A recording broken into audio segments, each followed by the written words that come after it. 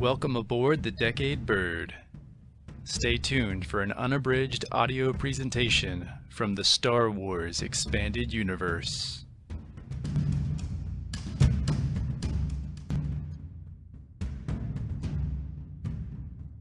A long time ago. In a galaxy far, far away. Star Wars. Tales from the New Republic. Edited by Peter Schweighofer and Craig Carey. Read by Decade Bird Publishing.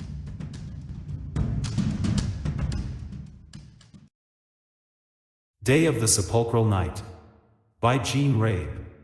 Wonder what we'll find? Solemn mused for what I guessed was the half-dozenth time since we set out. Maybe nothing, I replied, again. It's just a legend, after all. Don't get your hopes up. Well, Diergaray Dunsard, love of my life, I think there's something to it. She persisted. She formed her bulbous, mottled lips into a delightful pout. The Quahog thinks so, too. Otherwise, he wouldn't have talked us into renting this sail barge.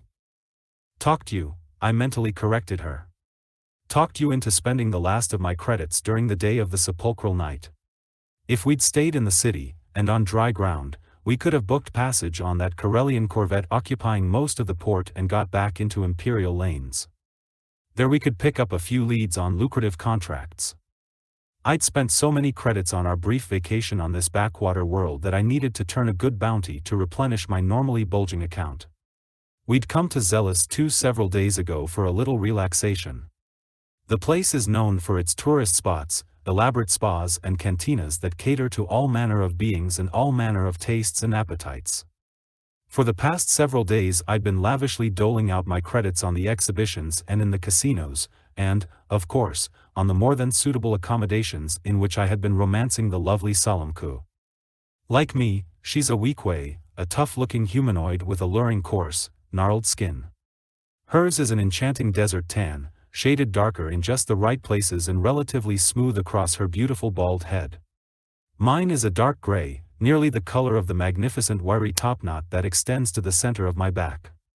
We make an attractive couple. We don't have to use words between us, not spoken ones, anyway. Ours is the ability to excrete pheromones that allow us to communicate our moods and desires. Right now my desire was to be elsewhere, but I kept my pheromones in check so as not to give it away and disappoint her. Look at the moons. She breathed huskily. Her pheromones said she was in a very romantic mood. They're beautiful. We don't have to use words. But I like the sound of her voice, and she knows it. I followed her gaze. Zealous 2 has 4 moons, and I had read somewhere that moonlight is an essential ingredient to an amorous environment. That's one of the reasons I suggested we come to this planet. Unfortunately, it was also because of those 4 moons that we were now on an understaffed sail barge skimming a meter above the Great Zalosi Sea and leaving land uncomfortably far behind. Kizik, the Quahog piloting the rented barge, had been sitting at a nearby table in the restaurant we had selected for dinner last night. He had looked small and out of place among his human-like Zalosian companions, whom he was failing to convince to make this very trip. In fact, he pretty much looked out of place away from water. That drew Solemn's attention, and she immediately became more interested in Kizik's diatribe than in my soft-spoken words of adoration and the grilled lemon haunch sizzling on her plate. Quahogs are bipedal amphibians. This one was pale green, almost matching the restaurant's drapes. He had silvery blue scales atop his head, pointed ears, and long, thin fingers that he waved every time he uttered a word. His speech was funny and clipped, made harsh and nasally by the vocalizer mask he wore. I'd learned that quahogs normally communicate by sending vibrations through the water, fresh water, and need a mask to be understood above the waves. Saltwater isn't their preferred environment, but apparently this quahog and his fellows had swallowed their fears and were about to strike off across the Great Zalosi Sea. They just needed someone along who wasn't averse to maybe getting in the saltwater. Isn't this romantic? Solemn whispered, interrupting my musings. She demurely leaned against the rail and stared at 3 of Zealous 2's moons. They hung low in the sky, practically touching the sea. The moons, the water, the breeze across my skin. Truly romantic. Not if you're a Zalosian. I said as I moved closer and placed my hand on the small of her back. Right now it's mid-morning, and under any other circumstance you couldn't see those moons. The fourth moon's aligned with the sun. The natives are superstitious enough as it is about the moons and night and day. But on this particular day their behavior is extreme, or so I can tell from the data chips I've skimmed. No wonder Kizik couldn't get any of the natives to come with him. Suicides, insanity, unfounded hysteria. In fact. All right. She said flatly, the whimsy suddenly gone from her voice. It's an eclipse. Nothing romantic about an eclipse, huh? At least not to you. Hysteria. Such a romantic word. The day of the sepulchral night, I said, thinking I should say something to get the mood back. I shouldn't have gotten analytical on her. Not romantic in and of itself, certainly. But everything's romantic and perfect when you're with me. She grinned, revealing a pearly row of wide, blunt teeth, and settled against me. I'm so glad we came to this place. I kept my pheromones in control, smiled, and thought about my credits, which were continuing to evaporate on sail barge rent with each kilometer of sea we crossed. Nowhere else could we have seen this day of night, I answered as I held her close. The Zolosians' culture is wrapped around day and night. We both learned that our first day on the planet. Light is good, darkness is bad, according to their philosophy. And during this extremely rare eclipse, the natives lock themselves indoors in abject terror. The cantinas and casinos close, the spas are boarded up, and only non-Zolosian ships in the port come and go. Even I had to admit the morning sky looked a little eerie. The reflection of the 3 full moons, a sallow blue, a pallid violet, and a glimmering green a shade darker than Kizik the quahog, hit the small waves, sending patterns of light dancing toward the prow and the horizon. I squinted at a spot far in front of us. Something was breaking up the light show. Wreck off starboard. One of the 4 quahog crewmen called. It was a scant crew, the Zolosians who worked the barge taking the day off to hide. My rent had paid for the craft only, Kizik provided the crew. There, Kizik. A stocky quahog shouted. That wave skimmer's busted good. Must have run aground on the rocks. The quahog gestured wildly toward jagged shards of hull that floated on the dark water, scattered amid bits of torn sail and rigging. A coral spike jutted defiantly out of the center of the refuse. The ruined wave skimmer's masthead, a remarkably buxom Zolosian woman, was caught against the spike and thumped hollowly like a beating heart with each lapping wave. There were bodies, most bobbing face down, the life long since seeped out of them. A few men were draped over the larger pieces of hull and might still be alive. It was impossible to tell from this distance, and the matter was becoming moot. I spied a tiny dome-shaped pate cut through the water, milk. The scaly rodent-sized beast rose, rolled its eyes back and opened its mouth. In an instant it had begun to feast on one of the possible survivors.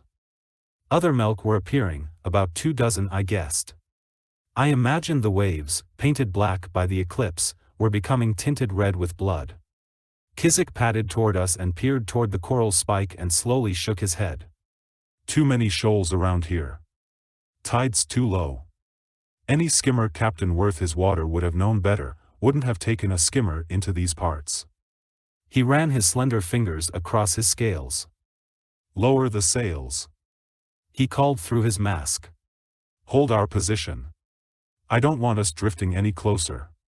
Softer, he said to the closest quahog, take a sail raft over. See if there might be any survivors.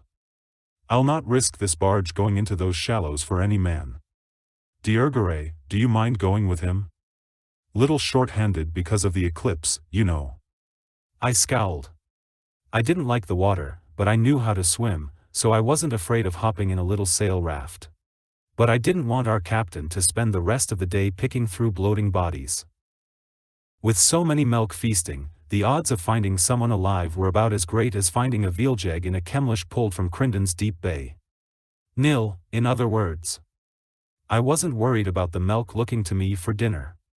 With so much flesh in the water, they'd leave the sail raft alone. What worried me was the waste of time. We were here to find Zolosian's chine, or not find it, more likely, and return to the relative safety of the Crindon spaceport. I thought about voicing my objection, since I was financing this little trip, but one of the quahogs cut me off. Found a couple of live ones, Kizik. An alert quahog had a pair of macrobinoculars pressed to his eyes and trained on the water. He was gesturing with a spindly arm. I let out a deep breath and headed toward the sail raft. Yeah, I'll go. Me, too. Salamku added excitedly. Her pheromones told me she was honestly anxious to help. We climbed into the raft, reached for the syntherope dispenser to lower it a bit, then we kicked on the repulsor lift switch.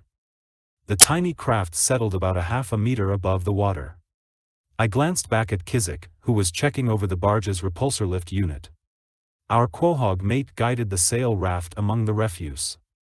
From the looks of the broken deck plates and the floating, bent mast, I guessed the wave skimmer had been a little less than half the size of the sail barge. Its lift mechanism probably wasn't powerful enough to float it high above the spires, and hence the skimmer had struck one and become crippled. The smell of the bodies wasn't strong yet, suggesting the men probably died around dawn. Still, it was enough to make Salamku wrinkle her pretty nostrils. She pointed toward the two men the quahog had miraculously spotted. Humans, not Solosians like most of the unfortunates face down in the water. They were clinging desperately to a couple of cargo crates lashed to another coral spike. It kept them out of the water and away from milk, but it was a precarious perch. The men waved frantically and called to us. The sail raft scraped against a ridge edging just above the surface as we made our way toward them. I glanced over the side, the moonlight revealing a shallow reef. I could have stretched my arm over the side and touched it if I weren't afraid a milk would bite my hand off. If we'd taken the sail barge in to rescue these men, we might have run aground, too, and been milk food. As we pulled alongside the crates, I helped the survivors into the sail raft. They were pale men with dark brown hair that was matted with blood. Their features hinted that they were Corellian, far from our home, but not at all that far from the Corellian corvette that was in port. If they were from that ship, they might be our free ride out of here, transportation in exchange for our saving their lives. The older one looked to be in worse shape. His lip was split, and a deep gash along his leg was swelling, probably becoming infected. It looked like a milk had bit him and spit him back out. A primitive gaff hook at his side was crusted with blood and made me wonder if he had managed to take a piece out of the reptile. Thank the moon someone saw us, the younger man said. We'd have been dead by evening if you hadn't come along. Anyone else alive? Salamku asked. The pair shook their heads and found a spot in the center of the sail raft, settling heavily onto the seat. They're sleeping in the bellies of the milk, the eldest said. He extended his hand to me, and I shook it. It was terribly cold. He'd been in the water a while. He introduced himself as Hanygar, and the younger survivor as Sevik. What happened? I found myself asking. A coral reef and a low tide because of the eclipse, Hanygar said. The wave skimmer we rented struck it late last night. Cracked the hull open and ruined the repulsor lift mechanism.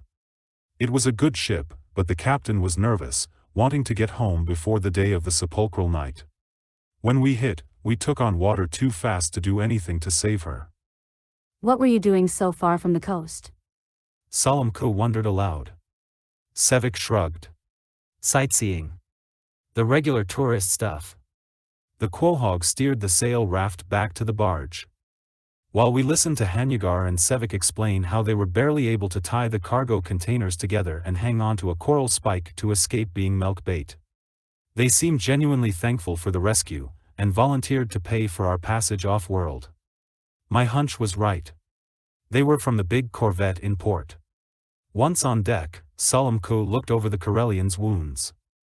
She has a knack for fashioning poultices and bandages. Srillier knows she's had to bandage me plenty of times after I ended up on the wrong end of a cantina fight.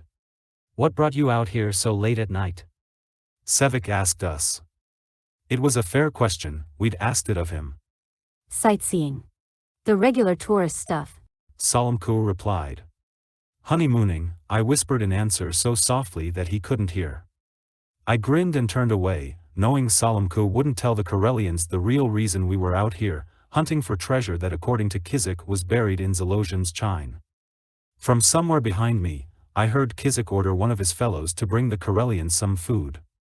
As the pair devoured the meal, I listened to their idle banter. Kizik was telling them we were heading south, thinking about skimming toward the Brindas Islands where the more exotic spas could be found. The quahog sounded convincing. Ha! I thought to myself. He had tried to convince the Zalosians at the restaurant to come out on this fool treasure hunt with him. But they'd have nothing to do with it because of the eclipse. Then he turned his charms on Salamku and succeeded. Treasure appealed to her. I heard the flap of the sails rising and billowing above me, the rev of the repulsor lift engine. Time to be on our way again. Kizik had told us he couldn't go after the treasure himself. It was the problem with salt water. He couldn't breathe it, and being submerged in it could make his skin blister. Going after the treasure might entail getting wet, and hence his need for someone to help him. He said we'd split whatever we found 50-50. I felt the barge veer to the right to avoid another dangerous coral ridge. Kizik claimed that according to Zalosian legend, during the day of the Sepulchral Night the tides would be at their lowest point. Several miles offshore of the main continent, the crest of the sunken mountain ridge called Zalosian's chine would poke above the waves. Supposedly great wealth rested within a cave inside the crest, treasure that once belonged to a merchant prince. According to the legend, nearly 200 years ago during another rare eclipse, the prince's ship was caught in Zelus's gravity well and pulled into the atmosphere and crashed into the chine. The prince survived and directed his men to bury his treasure in a cave along the ridge. He intended to make a raft of part of his ruined ship, sail into a port, and purchase a ship that would take him back to his treasure and then off-world. But according to the legend, he drowned before he got to shore. The milk probably ate him. And in the decades in between and since, no one had recovered the prince's treasure. Not the Zalosians, because they wouldn't go out during the day of the Sepulchral Night. And not the tourists, because the legend was supposedly a closely guarded secret. Kizik wouldn't say how he came by the tale. The chine, Kizik. I see Zalosian's chine. One of the quahogs roared through his vocalizer mask. I skeptically peered over the rail. Nothing but choppy water. I couldn't see what the quahog was so excited about. Kizik? I heard a quahog prompt. We going in? I felt the sail barge ease forward, then I looked past the bowsprit. There, a couple 100 yards out, something edged above the waves. At first glance I thought it was the spiny backbone of some great sea creature. I felt my hand drift to my blaster. But the backbone didn't move, and I relaxed a little. It was nothing more than another coral ridge. Salamku was at my side. She had left Sevik and Hanygar and had silently snuck up behind me. This has to be it. She breathed. This has to be Zalosian's chine. You don't know that. I gently warned. There's lots of coral ridges around here, Anne. Her dark eyes sparkled and her wide mouth fell open as we neared the ridge. The moons illuminated the peaks that jutted above the surface about a dozen feet or so. There were a few deep shadows amid the rocks, caves, I figured. The largest was round, like the eye of some immense beast, and it was toward the top. The smallest were just above the surface of the waves. I heard the sails being lowered and the hum of the repulsor lift engine drop to a whisper. Kizik quickly explained he didn't want to chance the sail barge's hull on finding any dark rocks hiding just above the surface, said he didn't want it ending up like the Karelians' wave skimmer. The legend of Zalosian's chine. Sevik whistled. That's what you were out here after, wasn't it? Salamku asked him. The Karelian nodded. Yeah, tourist stuff, just like you. Wonder what we'll find? She mused aloud. I shook my head. It's a ridge, nothing more, with a few caves in it. The prince's treasures in one of the caves, Salamku said. Etran crystals as big as my fist, the legend says. If this is the right ridge, and if the legend about the merchant prince is true, I cautioned. But the treasure might be gone, if there was any to begin with. Sevik and Hanygar are evidence enough we're not the only treasure hunters on the planet. And don't forget, a lot of years have passed. Soul, don't be too hopeful about this. My words and my pheromones were doing nothing to dampen her enthusiasm. Take the sail raft in as close as you can. Kizik had moved up behind us. Whatever you find, put in these sacks. Don't try to hide anything from me. We'll split it 50-50. What about us? Hanygar interrupted. You have your lives. Salamku said, a threatening tone laced into her sultry voice. 50-50 means 2 shares, ours and the Quahog's. Her pheromones backed up her threat, though the Corellians couldn't read them.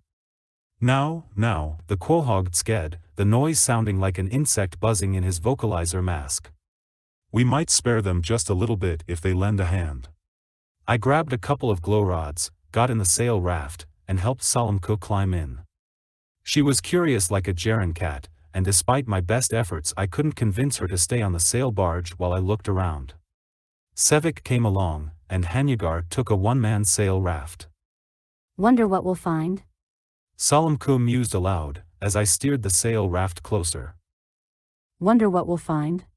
Maybe nothing, I said, again, as I tied the raft off on a rocky protrusion. Hanygar had already landed, and was heading into the largest cave at the top, the one that seemed to look like a beast's eye. Let him have that one, I thought, as I watched him scramble inside. If I were hiding a treasure, I would put it in the least likely spot. And the least likely spot that we could see tonight seemed to be the cave I noticed closest to the water, a narrow crevice that looked like a big black wrinkle. It would be a tight squeeze. The other caves were too small to even consider. It was possible there were more caves beneath the surface. Salamku nudged me forward. I hated enclosed places. And I hated treasure hunts. Give me a handful of contracts on pirates, spies, and failed smugglers, you'll get richer much faster. Salamku passed a glow rod to Sevik. He still looked in sorry shape, despite her ministrations, but his eyes gleamed like hers at the prospect of wealth. Was I the only one being realistic about this? I wondered. Was I the only one who knew we would be sailing away empty-handed? Anything to humor Sol, though. Anything to make her happy. I felt her thick fingers brush my shoulder. She was right behind me. It was easy going at first, as there were few jagged edges to bite into our boots. The decades beneath the waves had smoothed the rock surfaces. Wonder what we'll find? She whispered again. I shrugged my broad shoulders and slid inside the crevice. The space was small, making me uneasy, and the glowrod Salamku held behind me lit the damp walls and sent shadows rollicking about the cramped confines. Our own silhouettes against the rocks seemed eerie and added to my queasiness.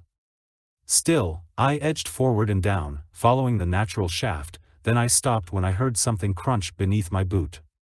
I looked at the stone floor and blinked. Bones, humanoid ones from the looks of them. They were brittle with age, but white, picked clean by milk, I guessed. Diergaray? Salamku's voice was tinged with just a touch of nervousness. What did you find? Sevik called. He couldn't see anything around Sol's pleasantly stocky frame.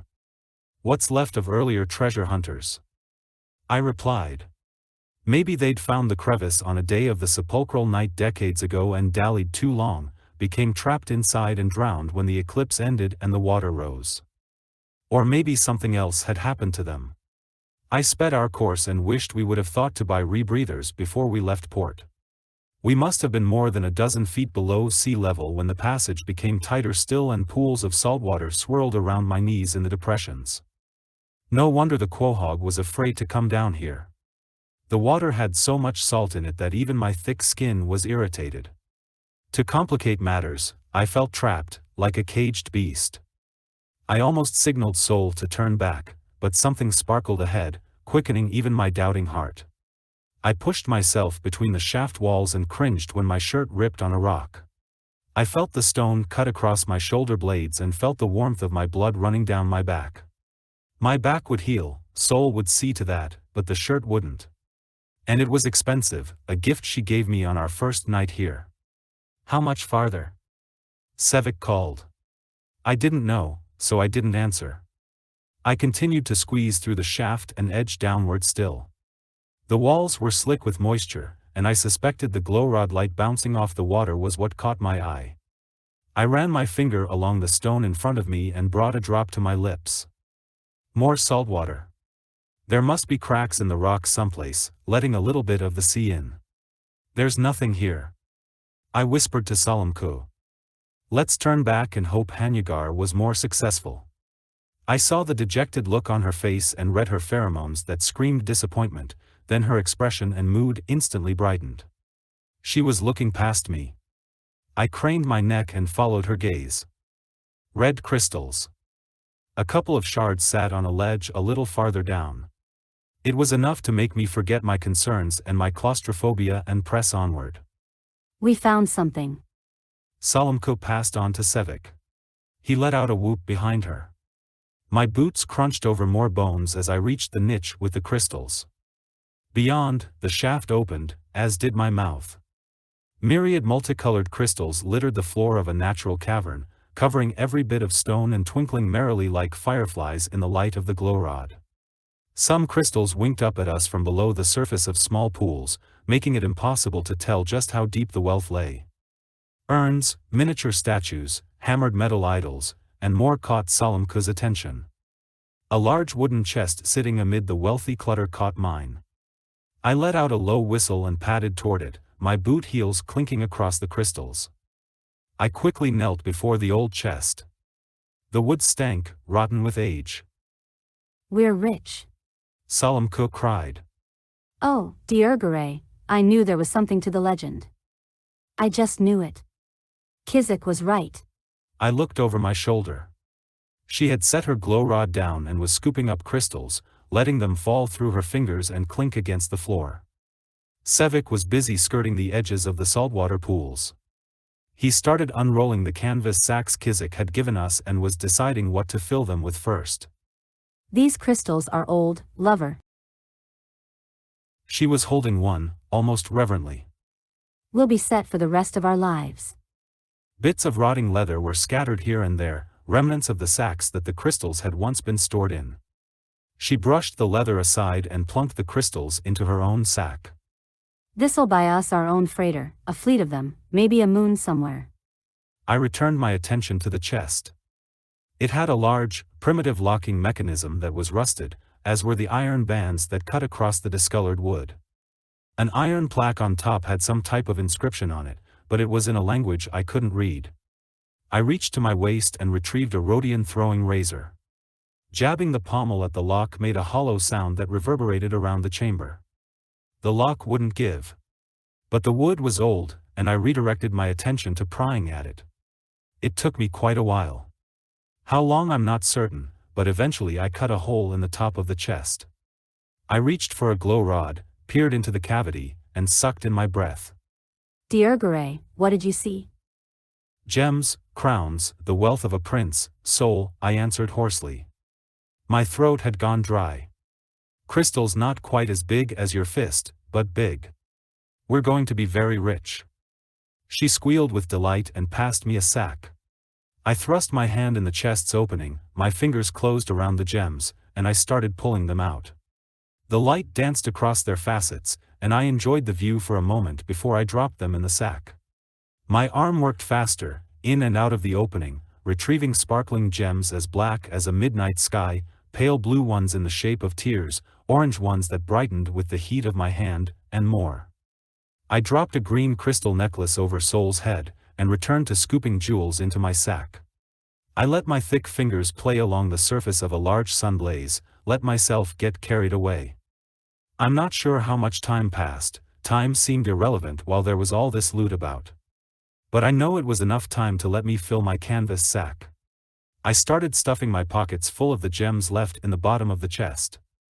I wasn't going to let even one bauble escape me. I can hardly lift this, Salamko grunted. She was a formidable Weequay, probably stronger than I, and the seams of her sack were threatening to split. If this planet were more civilized, we could have rented droids to help us carry this. Not many droids on Zealous 2, Sevik cut in. He was obviously strong, too. He had 2 bulging sacks, each tossed over a shoulder. In fact, there's not many. His words trailed off when I waved at him. I cocked my head to the side and listened. Water. Something's wrong, I said. My pheromones told Salamku I was worried. I shouldered my sack, took one of the glow rods, and eased my way by Sevik and into the tunnel. I'd made it to the narrowest part of the shaft when I realized something was very definitely wrong. A rivulet of water was running down the rocky floor, the source of the noise.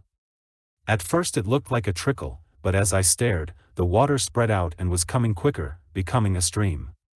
It rushed into the pools of water that were in the depressions of the tunnelway, then came out the other side like a miniature waterfall. Soul. We've got to get out of here, now. Grab what you've got and let's go. Fast. I think the sea is rising. I heard Salamku scrabble across the crystals on the floor behind me. A glance over my shoulder revealed that Sevik's feet were rooted to the spot, his eyes transfixed on all the crystals we were leaving behind. Soul. I shouted, nodding toward our guest. She gave him a harsh nudge that seemed to snap him back to reality. He brought up the rear of our little entourage, carrying his sacks practically effortlessly. It was tougher going climbing the shaft. It was steeper than I'd realized, and the floor was slippery. As we neared the opening, the water came rushing in even faster, surging around our knees, then our thighs. A moment later, my head poked out of the opening, and I balanced on the ledge to keep from falling into the sea, which was lapping at my waist now. I let the glow rod slip from my fingers, I didn't need it. The sky was lighter, the eclipse ending, the tides rising quickly. I started scrambling up what was left of the ridge, motioning Soul to follow me. Hanyagar's sail raft was heading toward the barge, along the deck of which all the quahogs stood. Our sail raft was ruined, there was a deep gash in its hull where the repulsor lift mechanism rested. The mechanism was a useless piece of history, shattered by being dashed against a sharp coral spike. The sail raft still floated, but like a primitive boat, on the water, not above it. And it was without any power. A wave broke against my chest, threatening to push me under. The sea was rising even faster now, and within minutes I knew we'd be treading water, or drowning if we didn't drop the gems. When the sea gets a little higher, I'll bring the sail barge in. Kizik hollered. He called something else, but his words were lost by the crash of a wave against the rocks around us. The minutes seemed to crawl by as the sea rose up to our shoulders. We watched Hanyagar tie his sail raft to the rail and climb onto the barge. Hanyagar's raft was pulled up. The raft. Our raft. My eyes searched about and locked onto our damaged one. It was drifting away from us. It would do to keep us above the water. Hurry. I yelled to Salamku, as I gestured toward the raft. I'd sighted a couple of milk heads in the distance, naturally heading in our direction, and I desperately wanted to be out of their element, fast. I felt the sting of the salt water against my back where I'd cut it, and I knew my blood was seeping into the sea. It would lead the milk straight to us. Where's Sevik? Salamku shouted. She'd somehow managed to reach the raft and tossed her sack into its bottom. She hefted herself over the side and started using her arms as paddles to drag the crippled raft toward me. The water was up to my chin now, and I had to point my head toward the lightning sky to keep my mouth above it. There's no sign of him. I answered. He might have drowned. Within a handful of heartbeats, she was tugging my sack and me into the raft. I glanced at the sail barge, at Hanyagar who was standing at the railing. Then my mouth dropped open as I saw Sevik climbing up the side of the ship, his two sacks still over his shoulders. It would have been physically impossible for him to have swum so far with the weight of the crystals. Unless. I looked closer, spotted a repulsor lift belt around his waist. Why you slimy excuse for a Nimbanese jalpreener. The rest of my words were drowned out by a wave crashing against the side of our raft. I saw the sail barge hover higher and glide toward us. Throw us a line. I yelled. The crystals first. Sevik called back as he leaned over the side with a length of syntherope. No. Salamku and I shouted practically in unison. We clutched our treasures.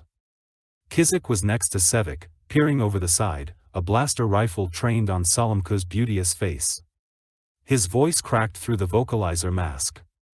We'll take all of the crystals, one way or another. Salamko made a move for her blaster. What happened to 50-50? Her pheromones asked. The saltwater, I whispered to her. I heard her groan. Our blasters would be useless, ruined by our dip in the sea. I draped my arm around her shoulders, and she slumped against me, as we gave in and watched our sacks of gems and crystals rise into the traitorous Quahog's sail barge. Just tell me, I called up to Kizik, were the Corellians involved in all of this? From the first? You obviously know them. Of course. Partners. 50-50, the Quahog replied as he eased the sail barge a few meters away from our crippled raft. I'd received a message they were marooned, so we had to pick them up before looking for the chine. We were all looking for Zelosian's chine, they on the skimmer and me with the barge. 2 ships would have a much better chance of finding it. They truly fell afoul of the ridge, lost some of our mates in the process. Our captain won't be pleased. But this should mollify him. Sevik chuckled, as he held up a big crystal. So why'd you need us? I sneered. Insurance in case they didn't find the ridge, came the Quahog's curt reply. Or in case I couldn't save any of my Corellian friends. Couldn't deal with the saltwater myself, you know. Besides, you made fine extra pairs of hands. Sorry to leave you stranded, you were good sports about the whole thing, even paid to rent the sail barge.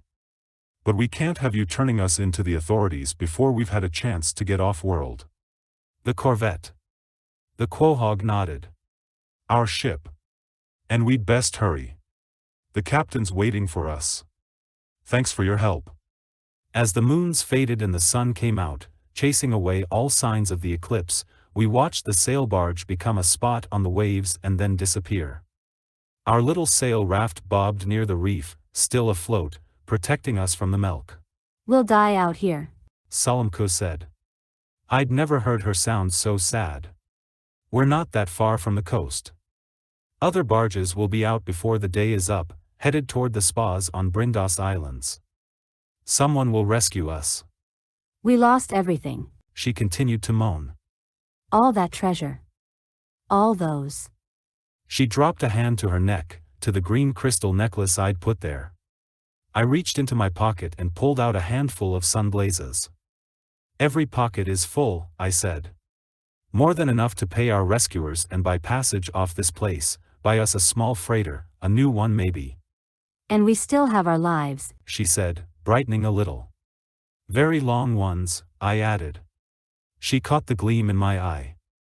Maybe in another dozen or so decades we can come back here, during the next day of the Sepulchral Night. Get what we left behind in Zelosian's chine, she finished. I drew her close, buried my nose against her still damp neck. She smelled of the sea and of summer, intoxicating. Salamko returned my embrace. What are you thinking about? She whispered after several quiet moments. A Quahog. And 2 Corellians? Shouldn't be too hard to find. Not for the best bounty hunters in the sector, she replied. I think I hear another sail barge coming our way already.